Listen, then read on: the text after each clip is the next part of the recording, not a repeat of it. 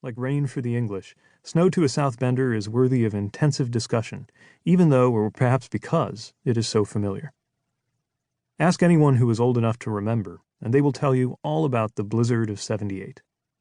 According to my parents, it was still the universal conversation starter even 2.5 years later, when they arrived on College Street with their U-Haul from Texas not long before I was born. "Have you heard about the blizzard of '78?" someone would ask, as you were pumping gas, waiting in the checkout line at Martin's supermarket, or slicing into your roasted chicken at a dinner party. And once the question is asked, it makes no difference how you answer. Prepare to hear about the blizzard of '78. By late January that cold year, there were already a couple feet of snow on the ground. Forecasters knew a storm was coming on that Thursday, January 26th. Perhaps a serious one, but no one realized it would be historic. The mayor was traveling, so Pete Mullen, the city controller, was in charge by default. By the time he arrived at work, as the snowfall gathered speed, it had already been a terrifying day for Pete. He had started his usual morning routine, shower, shave, putting on a suit, and was getting some coffee when he paused to check on his 2-week-old infant and realized the child had stopped breathing. The baby was scarlet red. No air was coming out of his mouth. Pete turned him over and patted him on the back. Still nothing. Sprinting upstairs with the infant in hand, he woke his alarmed wife and handed the child to her while grabbing the phone to call 911. Soon there were police cars, a fire truck, and an ambulance at the house. As Pete recalled, when they hear it's a baby, they pull out all the stops to get there.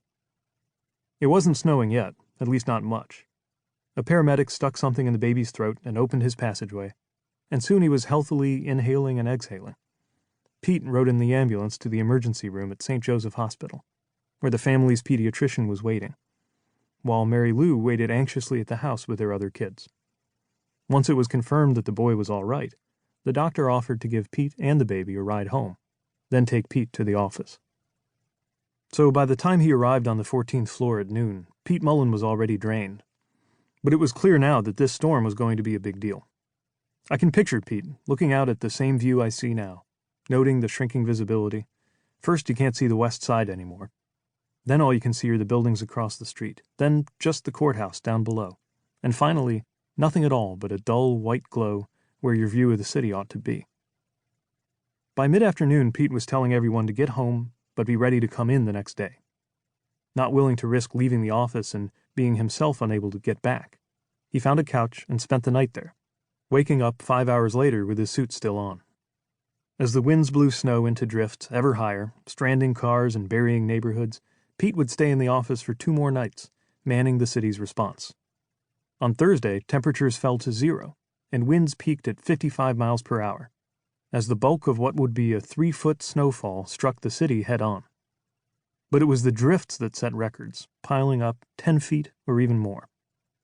The Chevy dealership downtown loaned the police department some of its 4-wheel drive vehicles for emergency personnel to get around. If you were lucky, or unlucky, enough to be working downtown on the emergency response, you might rate a lift home.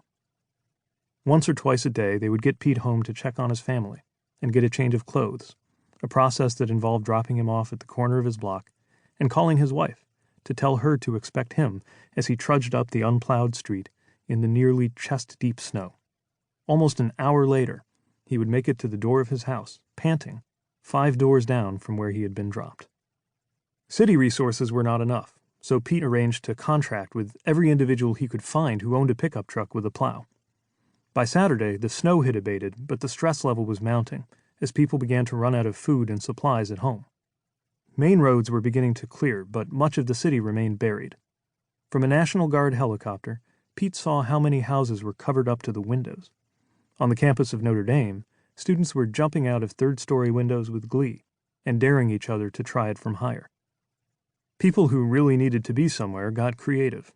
An Israeli dignitary who had been stuck in town for far too long was transported by snowmobile to the LaPorte County line, there to be conveyed somehow to Chicago and on to Tel Aviv. When Pete finally made it to Martin's supermarket, which had a skeleton crew selling whatever perishables they had left, he passed 6 horses tied up in the parking lot.